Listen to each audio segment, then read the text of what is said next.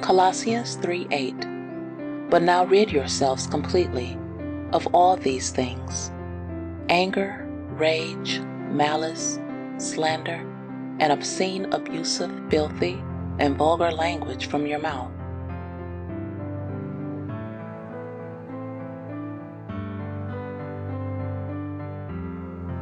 Ephesians 4:29.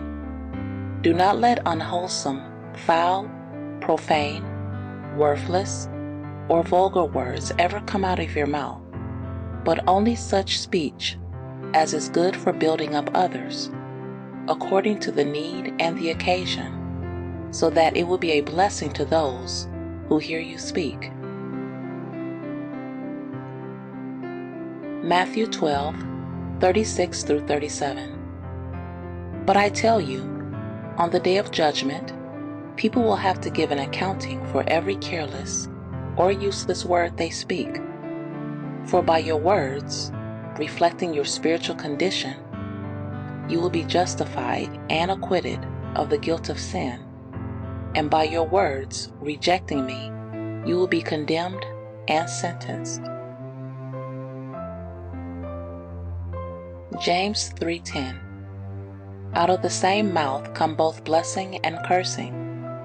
These things, my brothers, should not be this way, for we have a moral obligation to speak in a manner that reflects our fear of Yahuwah and profound respect for his precepts. Ephesians 5:4. Let there be no filthiness and silly talk, or coarse, obscene, or vulgar joking, because such things are not appropriate for believers, but instead speak of your thankfulness to Yahuwah. James 1:26. If anyone thinks himself to be religious, scrupulously observant of the rituals of his faith, and does not control his tongue, but deludes his own heart, this person's religion is worthless, futile, and barren. Psalm 19:14. Let the words of my mouth and the meditation of my heart be acceptable and pleasing in your sight, O Yahuwah, my firm, immovable rock, and my Redeemer.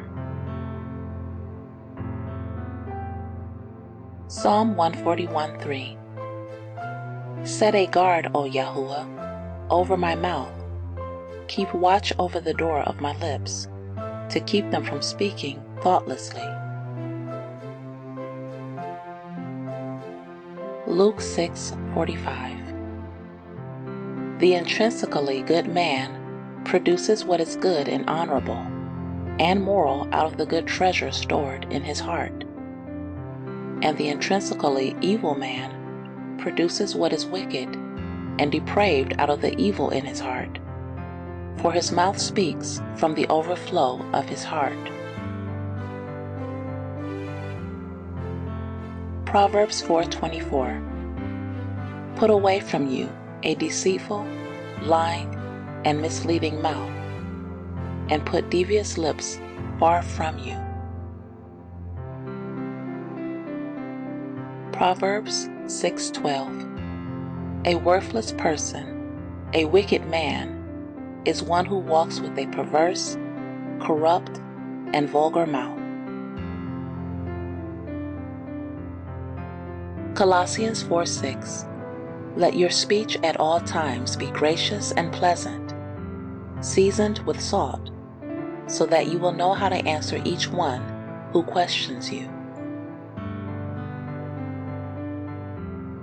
Proverbs 18:21. Death and life are in the power of the tongue, and those who love it and indulge it will eat its fruit and bear the consequences of their words. Matthew 15:11. It is not what goes into the mouth of a man that defiles and dishonors him, but what comes out of the mouth, this defiles and dishonors him. 1 Peter 3:10. The one who wants to enjoy life and see good days, good whether apparent or not, must keep his tongue free from evil and his lips from speaking guile, treachery, and deceit. 1 Timothy 4:12. Let no man look down on you because of your youth, but be an example and set a pattern for the believers in speech, in conduct, in love, in faith, and in moral purity. Proverbs 8:13. The reverent fear and worshipful awe of Yahuwah includes the hatred of evil. Pride and arrogance and the evil way and the perverted mouth I hate. Proverbs 10:31-32. The mouth of the righteous flows with skillful and godly wisdom, but the perverted tongue will be cut out. The lips of the righteous know and speak what is acceptable, but the mouth of the wicked knows and speaks what is perverted and twisted. Proverbs 31:26.